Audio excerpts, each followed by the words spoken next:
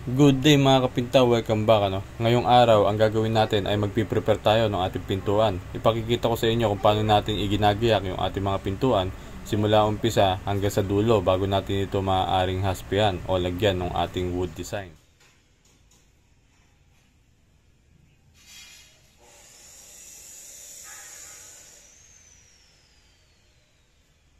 So bali ang una natin gagawin ay lilinisin muna natin yung parte ng pintuan natin na mayroong plywood.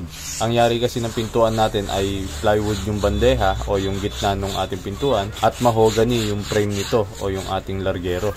So una nating linisin parting plywood nito gamit yung ating papel de lia o sandpaper number 80 bago tayo magsimulang mag-primer. At matapos natin itong maliha, tingnan natin yung frame ng ating pintuan kung may matataas na parte o mga malalalim na parte. Gamitan natin ito ng angle grinder na mayroong papel de liha number 60. Pasadahan natin ito ng grinder hanggang sa pumatag yung ating frame, lalo na doon sa mga dugtungan nito.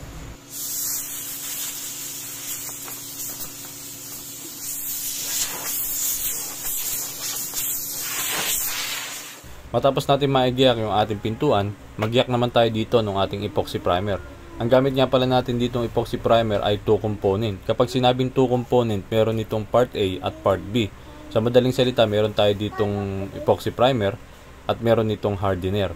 Ang ratio natin dito ay 3-1-1. 3 parts ng ating primer at 1 part ng ating hardener o yung ating catalyst at 1 to 2 parts ng ating acrylic thinner. At ipapahid natin ito gamit yung ating baby roller. Siguraduhin lang natin na mahalo nating mabuti yung ating epoxy primer ng 3 hanggang 5 minuto bago natin ito maaaring ipahid. Hayaan natin mag-react yung ating hardener dito sa ating primer.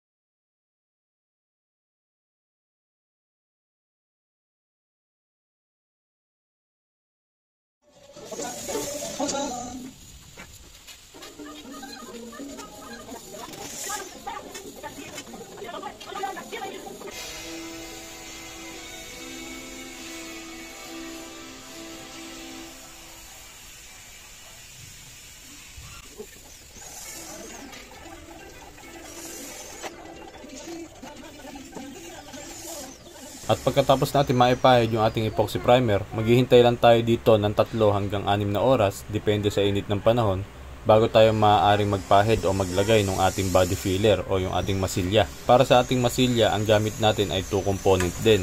Meron din itong hardener, part A and part B. Ang gamit natin body filler dito ay yung ating Glasuret body filler. Haluin lang natin itong maigi bago natin ito ipahid. Patakan natin ito ng ating acrylic thinner kung medyo makunat yung ating body filler para mas madali natin magamit o maipahid yung ating body filler pag nilagyan natin ito ng kaunting acrylic thinner. So bali ang ratio natin dito sa ating masilya, didepende tayo sa laki ng gold ball. Kung gaano kalaki yung gold ball, 1 hanggang 2 patak ng ating hardener ang maaari nating ilagay. Pag naglagay tayo ng sobrang hardener, mas madali itong titigas. Kapag naglagay naman tayo ng kaunti, matagal itong titigas, kundi kaya ay hindi na matutuyo. Kapag nasobrahan naman tayo ng lagay ng hardener, mas mabilis itong titigas. Baka hindi na natin ito maipahid, so dapat sakto lang yung ilalagay natin. I-apply natin yung ating body filler o yung ating masilya ng 1 hanggang 3 patong, depende sa kondisyon ng ating kahoy. Kapag maraming malalalim na parte, mas marami tayong malalagay na body filler. Kaya importante na i-prepare natin na maayos yung ating kahoy bago tayo mag-apply ng ating body filler, nang sa ganun ay 1 hanggang 3 patong ng ating body filler ay okay na.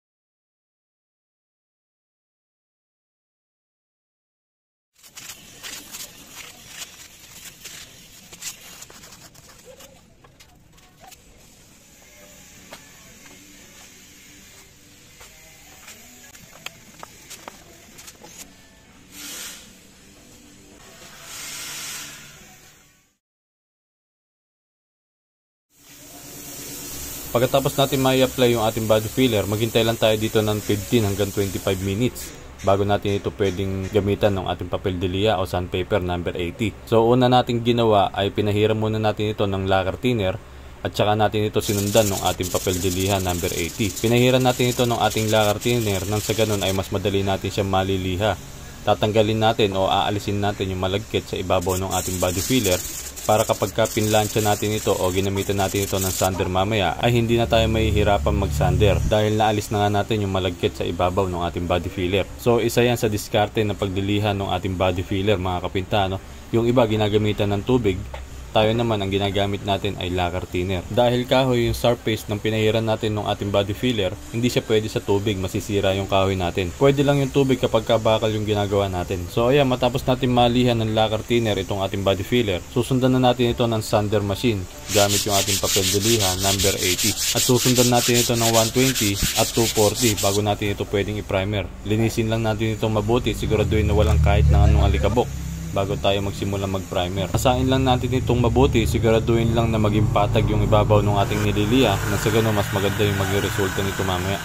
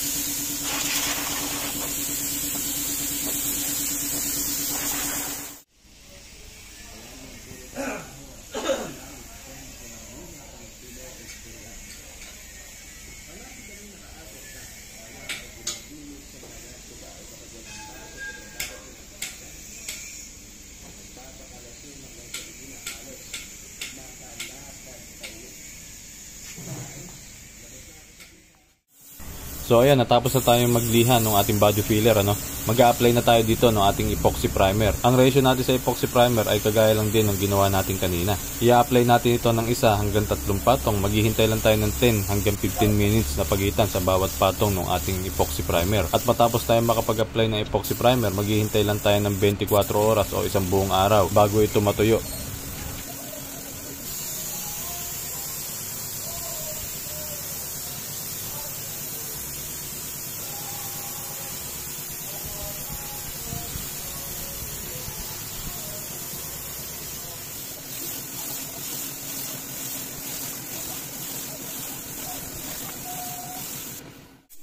So kinabukasan, ang ginawa natin ay ginamitan na natin ito ng papel de lija o sandpaper number 240 o 280 at pinunasan natin itong mabuti.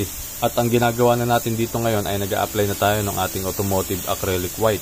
Ang ratio natin dito ay 1:1, 1 part ng ating acrylic white at 1 part ng ating acrylic thinner. I-apply natin ito ng 1 hanggang 3 patong. Maghihintay tayo dito ng 10 hanggang 15 minutes na pagitan sa bawat patong ng ating automotive acrylic white. Ito yung gagawin natin pinaka base color ng ating husky, kulay puti.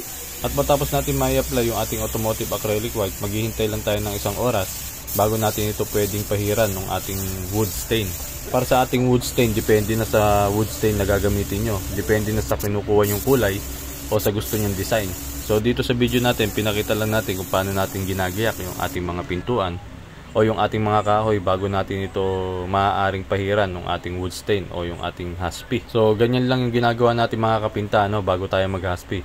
Ganyan yung ginagawa natin preparasyon. So sana nakatulong sa inyo ang video natin ngayong araw. Kung nandito ka sa YouTube, huwag mong kakalimutan na mag-subscribe. I-click mo yung bell notification para isa ka sa mga unang makakapanood kapag may mga bago tayong step by step video gaya nito.